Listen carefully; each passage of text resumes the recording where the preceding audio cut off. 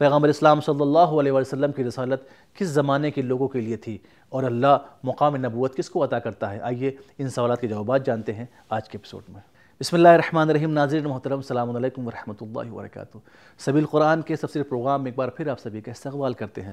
آیت اللہ بہجت فرماتے ہیں، اگر تمہارا دل امام کے دیدار کے لیے پریشان ہو، اگر تم چاہتے ہو امام کا دیدار کریں تو قرآن کے صفحات پہ نگاہ کرو، قرآن کے صفحات کو دیکھو، اس کی تلاوت کرو۔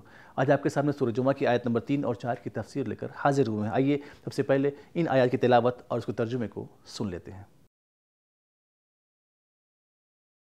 كتاب أنزلناه إليك مبارك ليدبروا آياته وليتذكر أولو الألباب بسم الله الرحمن الرحيم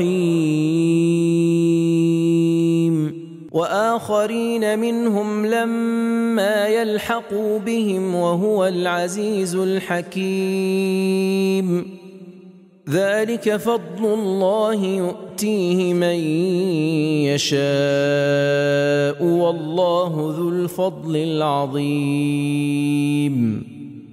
اور ان میں سے ان لوگوں کی طرف بھی بھیجا جو ابھی تک ان سے ملحق نہیں ہوئے، اور وہ تو غالب حکمت والا ہے۔ یہ خداوند تعالی کا فضل ہے، جس کو چاہتا ہے عطا فرماتا ہے، اور خدا تو بڑے فضل و کرم کا مالک ہے۔ ان دو آیات میں خداوند رحمان الرحیم نے اپنے چاہنے والوں کے لیے ایک نقطہ رکھا ہوا ہے۔ آئے سن لیتے ہیں اس نقطے کو بھی۔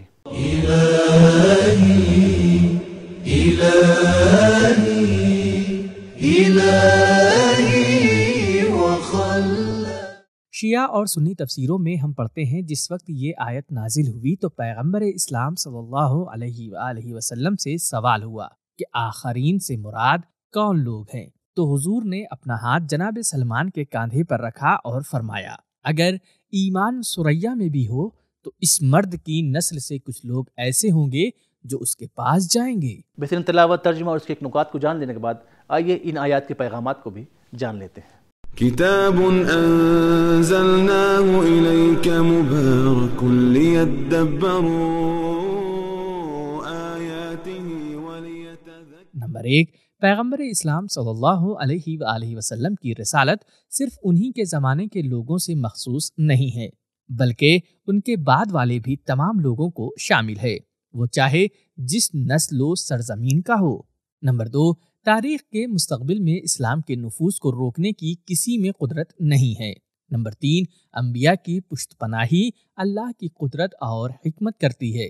نمبر 4، وہی حکمتیں جو گزشتہ نبیوں کو بھیجنے کی تھیں، وہی پیغمبر اسلام صلی اللہ علیہ وآلہ وسلم کی بعثت میں ہیں۔ نمبر 5، اگرچہ نبوت ایک فضیلت اور عظیم مقام ہے جو اللہ ہر ایک کو عطا نہیں کرتا، لیکن چونکہ وہ حکیم ہے لہٰذا اس مقام کو صرف اس کے اہل کو دیتا ہے۔ تو ناظرین، ہم نے جانا کہ رسول خدا صلی اللہ علیہ وآلہ وسلم کی رسالت کسی خاص زمانے کے لیے مخصوص نہیں تھی، بلکہ ہر زمانے اور ہر جگہ کے لوگوں کے لیے تھی، اور خدا مقام نبوت انہیں عطا کرتا ہے جنہیں اپنی حکمت کی بنا پر اہل سمجھتا ہے۔ تو ہمارا آج کا ایپیسوڈ ختم ہوا، ملتے ہیں اگلے ایپیسوڈ میں، تب تک کے لیے خدا حافظ۔ سبیل قرآن، قرآنی سماج کی پہچان۔